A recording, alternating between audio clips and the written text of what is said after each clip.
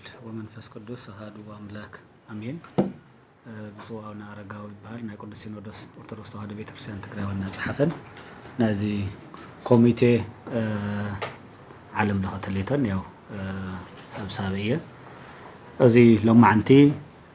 ከምቱ ዝፍለጥ መንበረ ሰላም ኦርቶዶክስ ተዋሕዶ ቤተክርስቲያን እቶት መተኣኻኸቢ ነቲ መንበርና መንበረ ሰላማ ብርኪ ዓለም ለኸ ኣብ ኣህጉረ ስብከትን ብቦትኡ ካልእ ካብኡ ድማ ካብዚ ወፃኢ ኣብ ደገ ዘለው ድማ ብብፁዕ ኣቡነ ቄርሎስ ብብፁዕ ኣቡነ ኣትናቴዎስ ኣቡነ ማርቆስ ኣቡነ ኤፍሬም ዝምራሕ ኣብ ደገ ድማ ዓለም ለኸ እውን ሎማዓንቲ ኣኼባ ኣለዎም ፅባሕ እውን ኣኼባታት ኣለዎም ሰሙን ብዝናይ ህፁፅ ሓገዝ ቀዲሙና እናሰርሑ ዝነበሩ እሳቶም እውን ምሳና ኮይኖም ኣብ ደገ ብሓባሪና ንሰርሕ ንትዕለት እሱ ካብ ደገን ካብ ውሽጥን ብመዓር ኮይኑ ዝሰርሕ ዘሎ እዩ ኣብ ውሽጢ ዝሕዚ ድማ ምስ መቐለ ሃገረ ስብከት ድማ ዝዓለም ለኸዚ መቐለ ሰፊሕ ከተማና ርእሰ ከተማ ብብፁዕ ኣቡነ ኢሳያስ ዝምራሕ ምስቲ ሃገረ ስብከት ተዋዲድና ሎማዓንቲ ካብ ዕለት ካብ ሰዓት 3 እስካብ ዝሕዚ ሰዓት ዘለና እያ እስካብ 7 ሰዓትን ፈረቓን ድማ ምስ ሃገረ ስብከት ምፀቦና ዝመርሕዎን ኣድባራትን ገዳማትን ድማ ተስማዕሚዕና ሎማዓንቲ ምስቲ ህፁፅ ሓገዝ ምዝናይ ኮሚቴ ዓለም ለኸ ሓቢርና ክንሰርሕ ተስማዕሚዕና ሃገረ ስብከት ድማ ከም ትሪእዎ 7 ሰባት መሪፅና ሕልቁን ናይ ወረዳን ካብ ሃገረ ስብከትን ዝሕዚ ደግሞ ብፀቦና ካልኦት እውን ዓለም ኣፋለጡ ስለ ዝመፁ ምስኡ ኮይና ሎማዓንቲ መግለፂ ንዘሉ ዘለና መሰረታዊ ምክንያታት እውን ብሰነድ ኣስዲና መፅናዕቲ እውን ኣቕሪብና ኢና ነዚ ድሕር ከቕነቕርበልኩ ኮይና ነዊሕ ሰዓት ክውድአና ስለ ንኽእል እቲ ካብቲ ዝድለ ሕፅረ ኣቢልና ተን ወሰንቲ ኢና ሕዚ ክነብል መንበረ ሰላማ ኣበይ ነይሩ ናበይ ይኸይድ ኣሎ ዝብል ሰፊሕ መፅናዕታዊ ተገይሩ ኣሎ መንበረ ሰላማ ካብ ጣየት 4 ዓመት ገይሩ ኣሎ እቲ መንበረ ሰላማ ድማ ንምንታይ እዩ ሕዚ ሓገዝ ዘድልይዎ ዝብል ግን መንበረ ሰላማ ከምቲ ዝፍለጥ መንበሩ ኣብ ኣክሱም ርእሰ ኣድባራት ወገዳማት ኣክሱም ፅዮን እዩ ኣብኡ ድማ ያው ርእሰ ኣድባራት ወገዳማት ቀደም ትሕዝቶ ዝነበረ ንቤት ፅሕፈትን ነቦታት መዕረፍን ያው ብግዚያውነት እዩ ቆት መንግስቲ እውን ኣፅዲቁ ሂብና ሕዚ ናይ ብፁዓን ሊቃነ ጳጳሳት መዕረፊ ተጀሚሩ ካልእ ድማ ሰፍሕ ዝበሉ ፕሮጀክትታት እዩ ሒዙ መፅኡ ዘሎ ምክንያት ህዝብና ኣብ ፀገም ኣብ ሽግር ከም ዘሎ ይርደና እዩ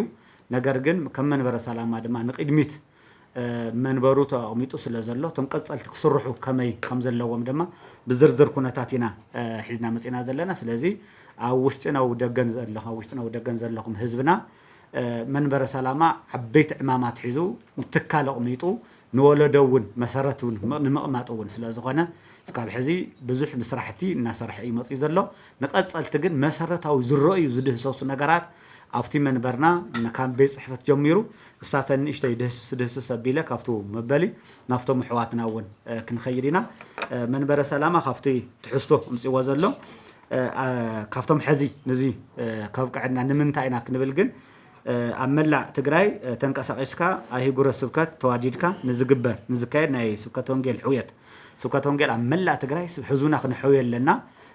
ስለዚ ንሱ ድማ ስልጠናን ትምህርትን እውን ምስኡ ጌርካ ዓበይቲ ፕሮጀክታት ምስራሕ እዩ እዚኦም ድማ ብበጀት እተሓገዙ ካብ መንበረ ሰላማ እስካብ ትታሕቲ ኣጥቢያ ቤተክርስትያን ዘሎ ንዑ ብበጀት ዝተሓገዘ እስካብ 35 ሚልዮን በጀት ኣለሉ ምክንያት ዝዓበየ ስብከተ ወንጌል ሕዝብና ኣብ ሕውየትን ኣብ ምምሃርን ኣብ ምስልጣንን ትዝዓበየ ስለ ዝኾነ እቲ ካልኣይ ድማ ንህንፀት ግዝያዊ ስቱድዮ ናውቲ ሚድያ ማለት እዩ መንበረ ሰላማ ትምህርታዊ ይኹን ዝኾነ ይኹን መልሲ ኣብ ዝመፀሉ ግዜ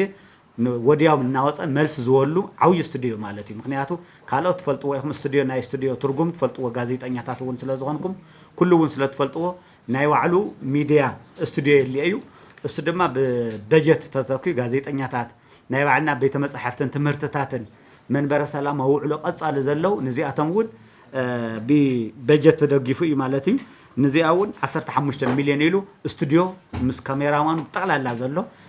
ናይ ባዕሉ ሚድያታት ክኸይድ ክገብር ምግባር ማለት እዩ ስለዚ እቲ ካሊእ ደግሞ ሳልሳይ ደግሞ ህንፀት መንበሪ ኣቦታት ብፁዓን ሊቃነ ጳጳሳት ከምቲ ዝፍለጥ ኣብ መንበረ ሰላማ ኦርቶዶክስ ተዋህዶ ኣብቲ ቤት ፅሕፈት ሕዚ ተጀሚሩ ዘሎ በዓል 2 ደብሪ ኣብ ምስራሕ ስለ ንርከብ ንዕኡ እውን ከምቲ ዝፍለጥ ኣብ ምስቲ ካሊእ እናሃለና ናይ ኩሉ መዕረፍታት ነይሩ ሕዚ እውን ብፁዓን ኣቦታት ናፍቲ መንበሪ ኣብ ኣክሱም ከኣትዩ ከሎ ኣብ ሓደ መንበሪ እውን ስለ ዘድሊ ኣብቲ ናይ ህንፀት እውን ንዕኡ እውን ብበጀት ዝተሓገዘ ኣብ 50 مليون ون نوع مسرح ون تبجيتو أب مسرح ون من قصقاس نجم نركب مالتي ترى عيدمو هنص تمالي بيت صحفت مالت حادة تكال بيت صحفت زي ولو كنبر يولن سلازي سلاسان حادن كاري هيو من اللو أقسم نعود ما ياو عودي تكال كم تزفلت بيت صحفتات أبناء منجز تكالات تاريخهم عبيت بيت صحفتات اللو ناتنا دمات عوي من بر السلامان نولو عوي بيت صحفتات أو خلو استخاتته تقلالنا ناي تعقل قلوت ناي قرصبكت ناي وردا تقلالنا ناي ممرحتات زلو أو حادة استخاتته مسؤول ناي وعلو قبي اللو كله نجار تمال مسؤول حادث لزادلي زيون ببجس تحجزه تواهلو ل 100 مليون بجيتنا لنا نركب لنا مالتي تو حمشاي هنصت ماتميا بيت نحتمي تكال دوما خم تفلطوا أديس أبابا برانا سلام زبال عويد تنسى زقواي زبالو ماتميات اللو حبيت قوايتات يوم ماتميا مال دوما خم تفلط أتقرينا بفلاي دما وزحز ساعات مصحفتنا تبلاش يوم تقاديدهم سلازركو حتمت يدليوم يو إلنا نزيهم ون أب تقللا كترجم كفتنا ما أخل عادي زتبلاشوا يكون زي تستخاخله زصاري مصحفتي كهلونا سدد نوعنا ما تميا بيت سدما من برا سلامة كابجاف سكابجاف زلوا قدامات تبلاشوا زلوا مصحف نتبلاشوا زلوا تحتيمهم تسندهم قمة سلزلوا خالي ون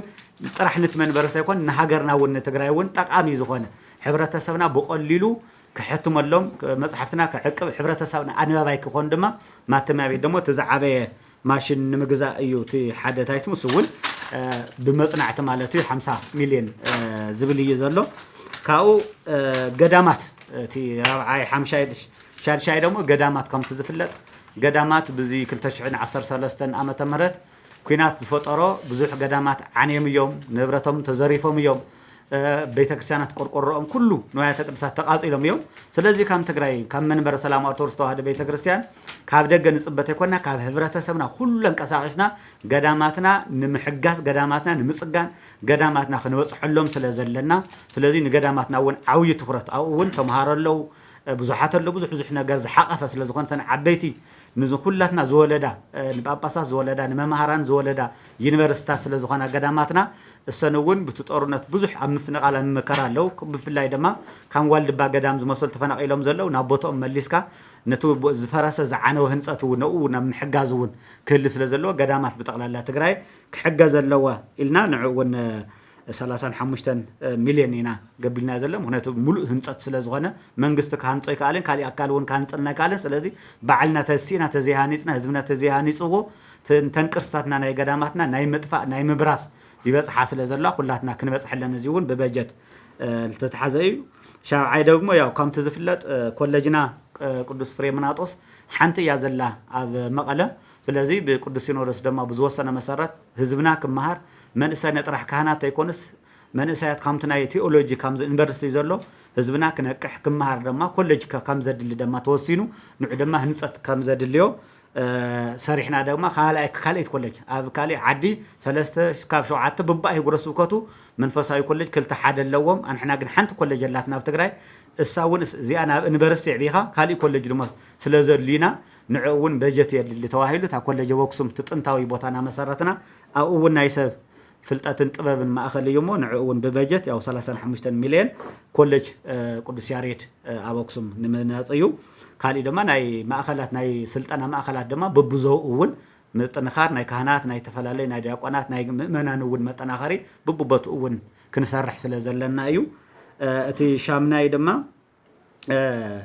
ካብ ትምህርት ቤት ካብ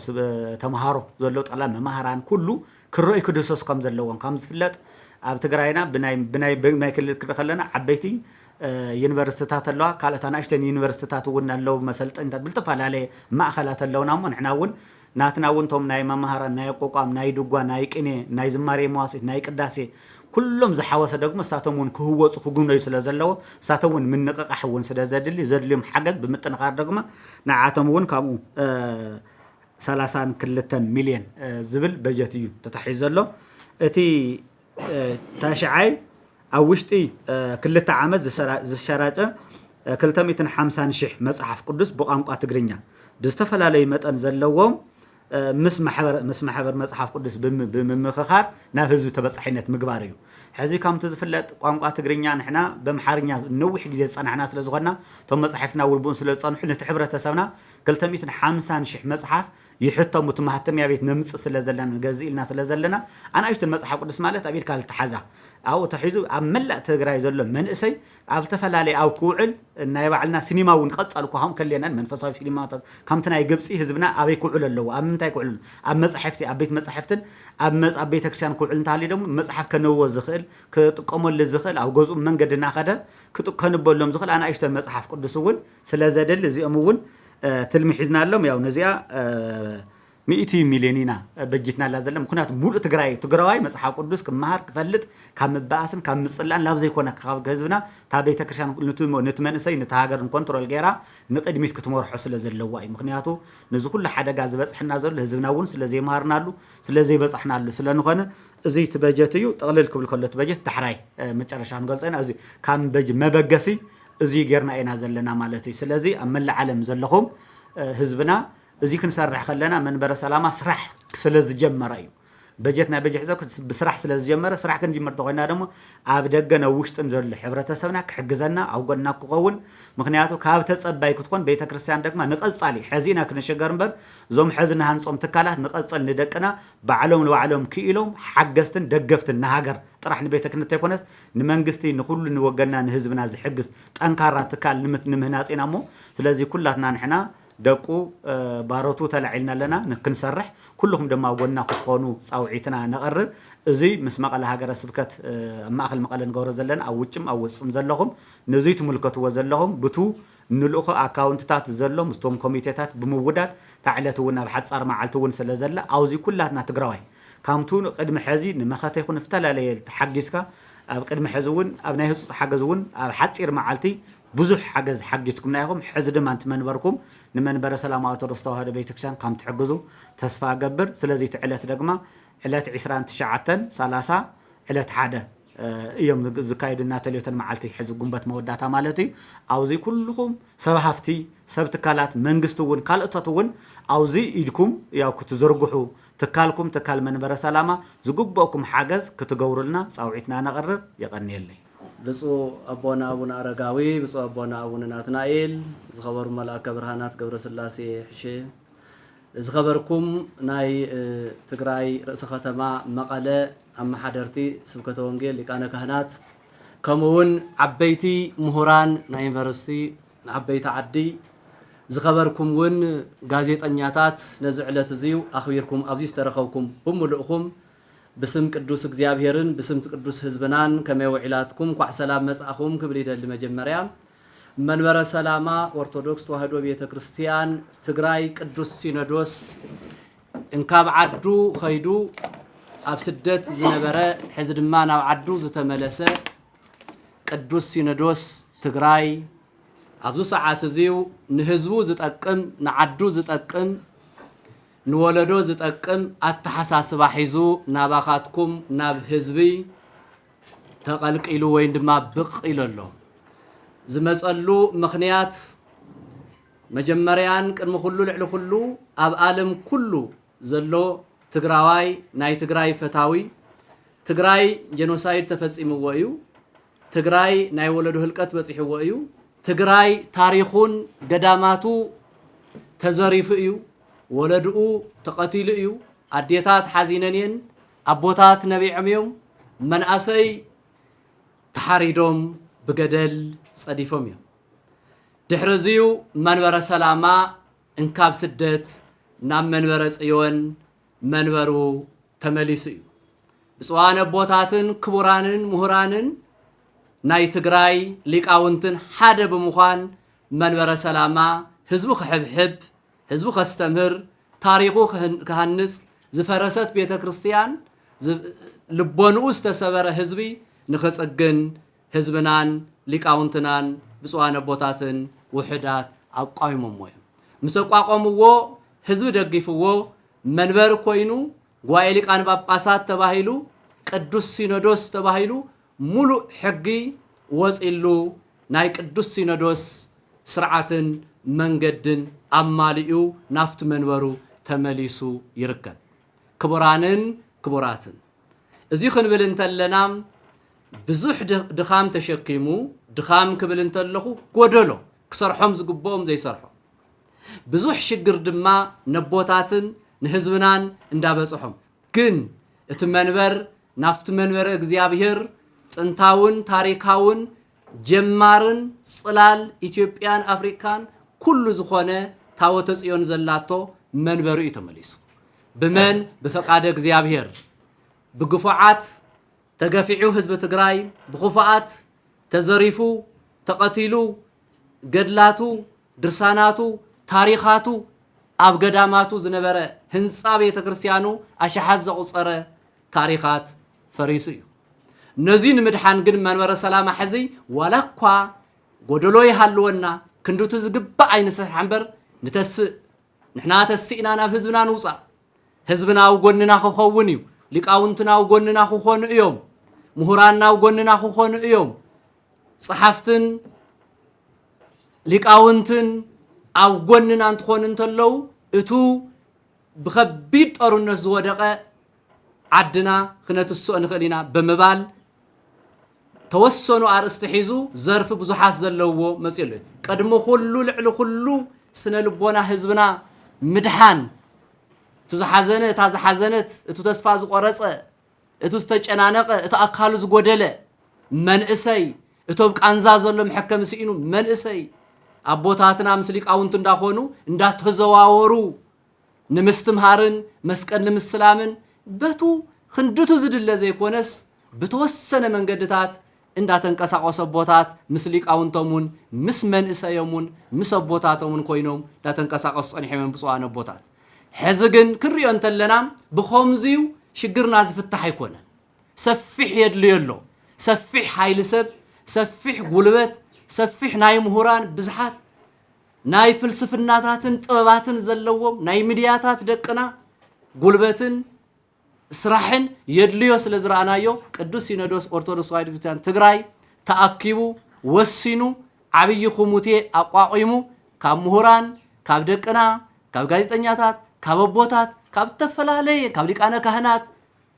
ኣቋቂሙ ከምቲ ትርእይዎ ዘለኹም ናብ ህዝብና ሕዚ ብሚድያ ተገሊጽና መጽኢና ኣለና እዚ ክንብል እንተለና ህዝብና ሕጉስናዮ ዘይኮናስ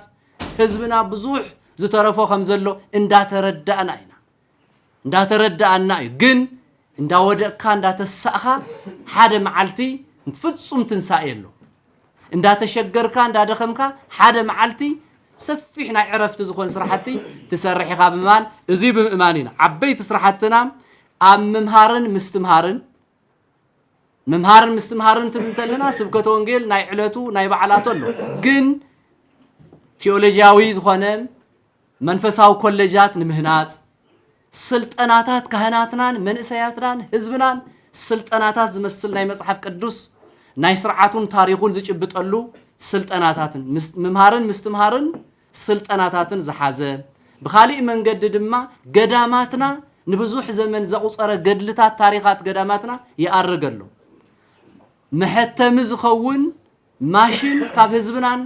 እንካብ ደገፍትናን ረኺብና እቶም ዝኣረጉ መጽሐፍትና ታሪኻትና እንዳተሐደሱ እንዳተጻሓፉ ታሪኽና ንዓለም እንዳተወልዐ ዓለም ዝፈልጦ ታሪኽና ኣይ ግን ሕዚ ብጸላእትን ብዝነበረ ከቢድ ኩናትን ኣብ ሽግር ወዲቁ ስለ ዘሎ ነዚዩ ንምህናጽን ንምልዓልን ብኻሊእ መንገዲ ህዝብና ኣብ ሽግር ኣሎ ንገዝኡ ከይምለስ ንዓዱ ከይምለስ ተፈናቂሉ ይጠምን ይጸምእን ኣሎ ንዕኡን ተዘዋዊርካ ንዝጥየቅ ኣካሉ እንዳጠየቅካ ንዝሕገዝ ነገሩ እንዳሐገዝካ ናብ በቦቱ ንምምላስውን ተንቀሳቂስካን ኣስተምሮ መሃብን በደንብ በጀት ስለ ዘድልዮ ጠቅላላ ዞም ዓበይቲ ነገራት እዚኣቶም ደጊፍና ንወለዶ ህዝብና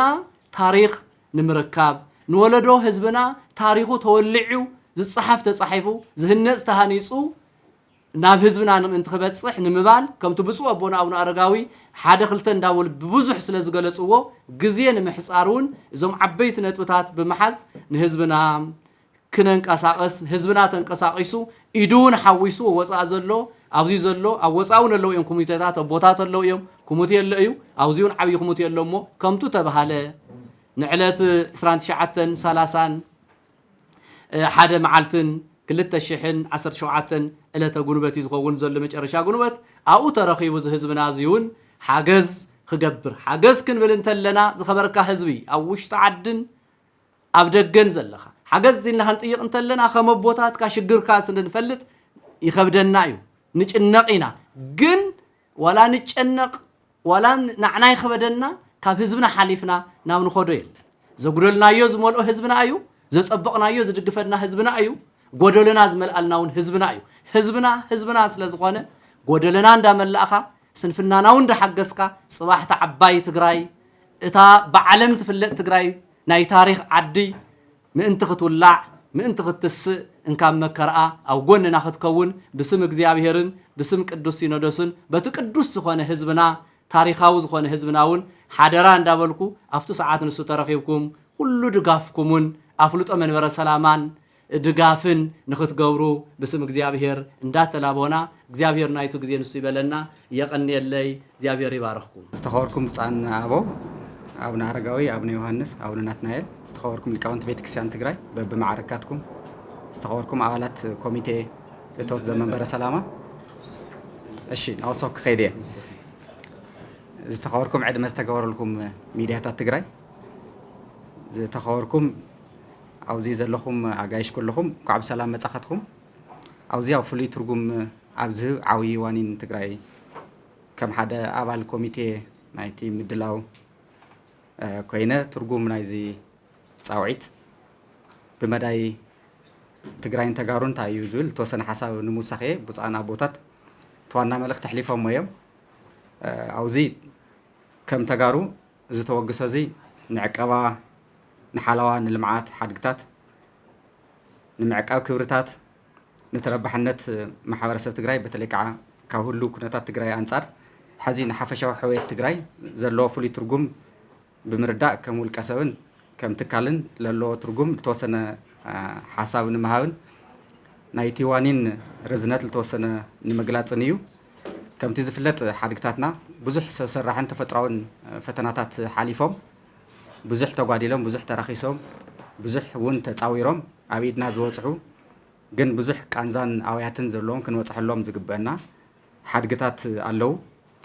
ዝሕተት ዘሎ ሓገዝ ብግብሪ ትስራሕ ተሎ ኣብ ትርጉም ቶም ህዚ ነውግዖም ዘለና ዓበይቲ ዋኒናት ከም ተጋሩ ርእስና ከነቕንዕ ክብርታትና ክምለስ ዝፈሰሰ ንብዓት እውን ክሕበስ እንታይ እዩ ትርጉም ዝህልዮ ዝብል ከም ዝመፃ ኩሉ ትካል እውን ከም ውልቀ ኣባል ናይቲ ኮሚቴ እውን ሓሳብ ንምሃብ ስለ ዝደለኹ እየ ኣብዚ ከም ህዝቢ ከም መንግስቲ ብዙሕ ዘይከድናሉ ብዙሕ እናሓዝነሉ ብዙሕ ዘይተረባሕናሉ ንቅድሚት ግን ዓብዪ ሸኽሚ ዘለና ብሓደ ገጹ ዓብዪ ካባ ናይ ክብሪ ካባ ብኻሊእ ገጽ ከዓ ከቢድ ሓላፍነት ዘለና ዓዲና ዝሓላፍነት እዚ ኣብ ዘይምውፃእ ዝገጥመና ፈተናን ዝሓላፍነት እዚ ኣብ ምውፃእ እንድሮ ናይ ክብሪ ካባን ግልፂ ስለ ዝኾነ ብዙሕ መዓት ሓሊፎም ኣዋና ዝበፅሑ ክብርታት ሓድግታት ኣብ ቤተ ክርስቲያን ኣብ ካልኦት ትካላት እምነት ትግራይ ዘለው ይፍለጥ ስለ ዝኾነ ከም ሓደ በዓል ዋና ትዝዓበየ ሓላፍነት ዝወሰደ መንበረ ሰላማ ብዙሕ ፈተና ሓሊፉ ኣብዚ ሓዚ ሰዓት ጠጠው ዝበለላ ዓላማን ሕዚ ከሳኽዖ ሓሲብዎ ዘሎ ዓብዪ ዋኒን ተጋሩ ምዃኑ ኣብ መዋእላት ኢድ ፀላእቲ ዝዓረፎ ፅልዋ ተፈጥሮ ዝበዝሖ ዝበረሰ መወቀላዊ ፍልጠት ንምርምር ንልምዓት ንህንፀት ወለዶ ንምስረታ ዓዲ ዓብዪ ዝኾነ ሰረት ዝኾነና ብዝተዋደደ መንገዲ ተዓቂቡ ለሚዑ ማሕበረሰብና ተረባሐ ኮይኑ ካብ ድኽነት ካብ መከራ ካብ ስደት ክድሕን ብዛዕበየ ኣብ ዕቀባ ስዒቡ ኣብ ምልማዕ ኣብ ምልላይ ድሒሩ ኣብ ተረባሕነት ማሕበረሰብ ክውዕል ግድን ንድሕሪ ተመሊስካ ተፀኒዑ ተሓቲሙ ናብ መንባዊ በፂሑ ሓበራዊ ርድኢት ኣብ ትግራይ ኩላህና ተጋሩ ሓደ ዓይነት ርድኢት ክህልየና ትርጉም ዘለዎ ዓብዪ ፍልጠታትና ተሓቲሞም ንመንባዊ ክወቕዑ ዝሓዘ ዓብዪ ዕማም ዓብዪ መንግስታውን ህዝባውን ሓላፍነት ካብ ቤተክርስቲያን ዘሊሉ ስለ ዝኾነ ነዚ ምድጋፍ ንትግራይ ምድጋፍ ምዃኑ ግልፂ ስለ ዝኾነ ካብዚ ኩሉ መዓት ተሪፎም ግን ኣብ ናይ ሰፊሕ ቃንዛ ስቃይ ዘለው ብቃዓሚ ህዝብን መንግስትን ዘይተወገኑ ንስርቂ ንራህዲ ንፍልሖ ንቃጸሎ ሓዊ ንጉሓልቲ ዝተጋለጹ ተንቀሳቐስቲ ሓድግታትና ሕዝው እንተኾነ በቢግዚኡ ንሪኦም ዘለና መገልገሊኦም ሲኢኖም ናብ ምዕፃው ዝበፅሑ ዓበይቲ ገዳማት ኣድባራት ስዒቡ ዝመጽእ ናይ ጉሓሊ ዕድል ዝሰፍሕ እዚ በር እዚ ክዕፀ ተኮይኑ ትሕዚ ዝግበር ዘሎ ፃውዒት ተቐቢልካ መንበረ ሰላማ ምሕጋዝ ክብሪ ትግራይ ኣብ ምምላስ እጃምካ ምውፃእ ስለ ዝኾነ ከም ቢሮ ባህሊ ቱሪዝም እውን ብኣዋጅ ዝተዋሃበና ዓብዪ ስልጣን ሒዝና ዝኸድናዮ ርሕቐት ውስን ስለ ዝኾነ ሕዚ ካብ ዝኸድናዮ ንላዕሊ ክንከይድ ናይ ባዕሉ ዝኾነ ትርጉም ስለ ዘለዎ እዚ እቲ ዝግበር ዘሎ ፃውዒት ተቐቢልካ ምሕጋዝ ኣገዳሲ ስለ ዝኾነ ካልኣይ ሰኣን ሞያዊ ድጋፍን ክትትልን ኣብ ዘይምጥኖም ዝተደርወዩ ክባራት ሓድግታት ትግራይ ንኽብሮም ኣብ ዝምጥን ቦታ ንክተሓዙ ካብ ጥንታዊ ትሕዝቶኦም ዝሃደሙ ናብ ንብሮም ክምለሱ ባዕላዊ ምንኽኻእ ጠጠው ኣቢሉ ሳይነሳዊ ብዝኾነ መንገዲ ህዝብና ጸጋታቱ ዓቂቡ ንቅድሚት ክስጉም ናብ ወለዶ ክሕልፍ ስልጠናታት ስለ ዘድልዩ ግንዛቤ መዕበይ መድረኻት ስለ ዘድልዩ ዝተመሓየሸ ንኽብሮም ዝምጥን መቐመጢ ስለ ዘድሊ እዚ ከዓ ጉልበት ስለ ዘድሊ እዚ ጉልበት እዚ ከዓ ሓገዝ ህዝቢ መንግስቲ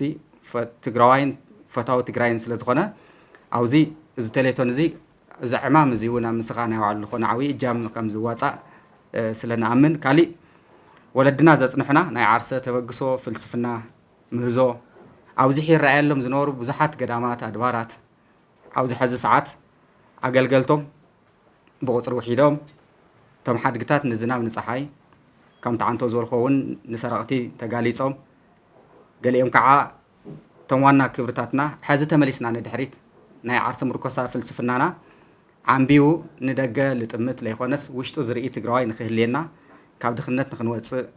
ካብ መከራ ንክንወፅእ ኢድ ተኸውቲ እንምልከተሉ ሕማቕ ኣጋጣሚ ክተርፍ ኣብዚ ጽቡቕ ዝኾነ ናይ ቤተ ክርስቲያን ህዝቢ መንግስቲ ስምረትን ጥምረትን ብጣዕሚ ስለ ዘድሊ እዚ ቴሌቶን እዚ ኣቦታት ብምሉእ ቃዕሚ ተንቀሳቒሶም እዞም ንድሕሪት ለንጠዋጠውናዮም ፀጋታት ንቅድሚት መፅኦም ክንርብሐሎም ናይ ባዕሉ ዝኾነ ዓብዪ ትርጉም ስለ ዘለዎ ኩሉ ክሓብረሉ ክድግፎ እጃሙ ክዋፀሉ ዝግባእ ዋኒን ትግራይ እዩ ካሊእ ህዝብና ዝበረሱን ዝዓነይን መንፈሳዊ ቦታታት እናርአየ ዝስምዖ ቃንዛን ጓህን ቀሊል ኣይኮነን ካብዚ ቃንዛን ጓህን ክንወፅእ ሓድግታትና ናብ ንብሮም ተመሊሶም ተዓቂቦም ለሚዖም ተሓልዮም ክንክን ተገይሩሎም ክንርኢ ስለ ዝግባእ ኣብ ሕውየት ክብርታት ኣብ ምድሓን ሓድግታት ኣብ ህንፀት መንእሰይ ወለዶ ዝህልዎ ትርጉምን ብጣዕሚ ዓብዪ ስለ ዝኾነ ብዙ የቢልካ ዝሳለጥ ሓፈሻዊ ሕውየት ትግራይ መንነታዊ ዕግበትን ክብርታትካ ሓሊኻ ንቅድሚት ካብ ህዝቢ ንምቕፃልን ፅባሕ ንዝመፅእ ሓደጋ እውን ድልዱል ዝኾነ ማእገር ንክህልየና ኣብ ምግባር ናይ ባዕሉ ዝኾነ ትርጉም ስለ ዘለዎ እዚ ፕሮግራም እዚ ብጣዕሚ ረዚን ብሄራዊ ሕቶ ትግራይ ምዃኑ ኣሚንና ክንድግፎ ኢድና ክንሓውስ ካልኦት እውን ከነተባብዕ ዝግባእ ነገር እዩ ካሊእ ብታሪክ ኣጋጣሚ ትግራይና ብዙሕ መከራ ዘተኣናገደት ግን ከዓ እስካዕ ሎሚ ዘይነፅፍ ሃፍቲ ዝሓዘት ስለ ዝኾነት እቶም ዝተበረዙ ትሕዝቶታት ዘለዎም ጥንታውያን መዛግብቲ ኣብ ምጥፋእ ዝርከቡ እውን ብጣዕሚ ውሕድ ቅዳሕ ዘለዎም ብራናታት ኣብ ርእሲ ዝተወሰኑ ሊቃውንቲ ዘሎ ፍልጠት እውን ብምዕቃብ ናብ ኩሉ ማሕበረሰብ ብዝርድኦ ቋንቋ ተተርጊሙን ተዋዚሕን ክባፃሕ ትክክለኛ ባህሉ ቋንቋኡ መንነቱ ታሪኹ ዝፈልጥ ዝሕበን ዝኮርዕ ወለዶ ንክህሊ ብስነ ምግባሩ ዝተሃነፀን ዝተመስገነን ንክህሊ ሕዚ ሰኣን እዞም ኩሎም ክብርታት እዚኣቶም ሂወትና ኣብ ሓደጋ ወዲቑ ዘለና ህዝቢ ስለ ዝኾና ካብዚ ንክንወፅእ ዓብዪ መዋፅኦ ዝህበና ተወግሶ ስለ ዝኾነ እዚ ብዙ ትርጉም እዚ ርኢና ክንሕግዝ ክንድግፍ ዝግባእ ዓብዪ ዋኒን እዩ ስለዚ ከም ህዝቢ ከም መንግስቲ ከም ቤተክርስትያን ከም ፈተውቲ ትግራይ ብጣዕሚ ዘገድስን ክንሰርሐሉ ዝግበአናን ዓብዪ ዋኒን ብምውጋን ኣብ ጉኒ መንበረ ሰላማ ጠጠው ብምባል እዚ ናይ እቶት ምትእኽኻብ ፃውዒት ንኽእል ብገንዘብ ዘይከኣልና ብሓሳብ ብንብረት ክንድግፍ ብዙ የቢልና እውን ክብርታትና ክንዕቅብ ሓድግና ከነድሕን ክብርና ክንምልስ ፅባሕና ውሕስ ክንገብር በዚ ኣጋጣሚ እዚ ከም ሓደ ኣባል ኮሚቴን ከም ሓላፊ ቢሮ ባህሊ ቱሪዝም ክልል ትግራይን ፃውዒተይ ከቕርብ ይላዎ ይቐኒየሊ ናይ ደብሪ ከተማ መቐለ ሓለፍቲ ሚድያታትን ዓበይቲ ዓድን ኣቐዲመን ኳዕ ረኸበና ክብል መንበረ ሰላማ ከም ትፍለጥ أو قالسي توليدو بتاريخ قطاني تزنبرنا تقرأينا نهاية مانوت العلنتن سرعاتنا كله لا تشرشره لا تفاخيدو وانا حليقن منبر سلامة تخسيتو جزيم سيوه مستزنبرا كوناتات فتيرو مفتارو حبين وون هزب تقرأي حدا مجلس أون نايتي تقرأينات مجلس أون كبرن حدا خوين زخد زلون سيرو زماز منبر سلامي كم منتاي مسيو نافي سجيرون فلتينا هلانا أبز خونتات زي منبر سلامة مجلسي ناي تقرأي من النت خوين الله أزي راح أخل أيكونن ندحرنا أنا منبرو تمليسو منبر محاست راح أخل سلزي يخوني هزي زي حالة 4 عامات كنا تاتي تماشاچون ينبري خون كندت زدله تسريحو الكا وسد يكالن معت حلفنتن معت حمامات ندحردات ناو نور تمليسكا زطفأكا ندحردا مليسكا زغودلكا تمل قدن سلازخوني حز غودلوم كملؤ حاجز يدم زرغحلو كنا تترخي والله كم تتجلسه ناي سبكة وانجل تمالا يكونن سبكة وانجل مالت إيتيكال ويكا سنة مقبار زلو ولدو مفتار سلازو خوون زلو نزي عبيد قف كدمه هو زقبائي مخنياتهم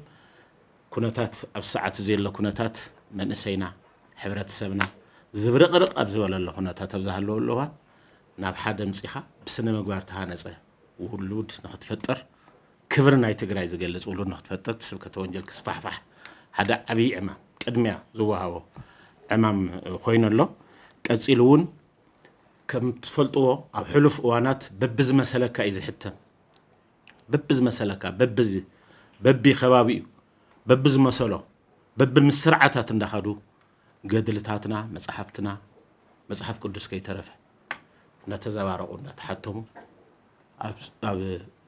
أسقاء هنا تاتي منيرو من النتنا مليسنا نحريلنا كبر منبر سلامات مليسون نحر تبايلو زمتن قدم حزي كافتين زمصه تصحيفو تصنحه نعو مسكبابي خندا اوادد كاي زخير نير حزقن كبرخا مننت كان تاريخ كان زغلصو مصحفتي كحتمو قدن كوني نزي ابي امامي قدمياو زوها ونجر كوينو سلترخوي قداماتنا خالوت أوزلو خناتات نفلتينا خمس تجلسه نجر جن حزي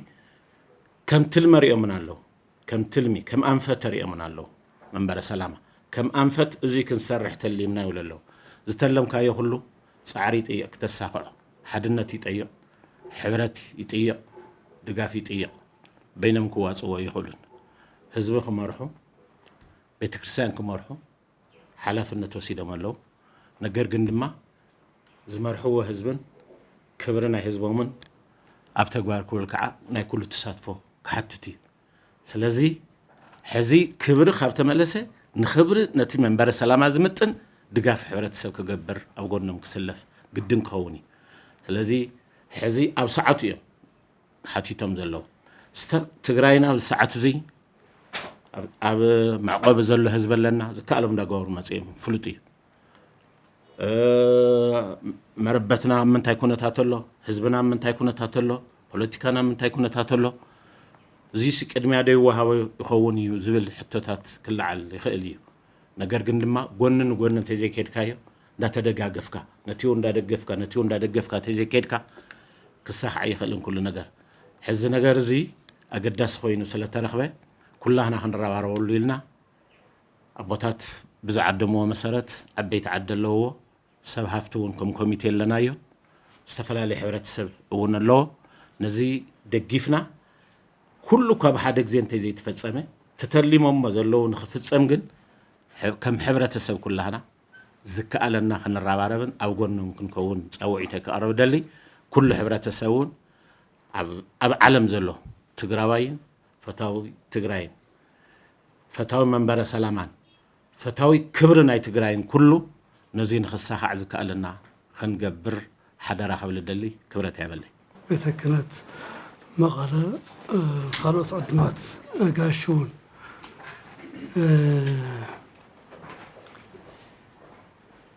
انتو صاوعي تغير زلو انتو كوميتيون زغرو سرعتون بمرنا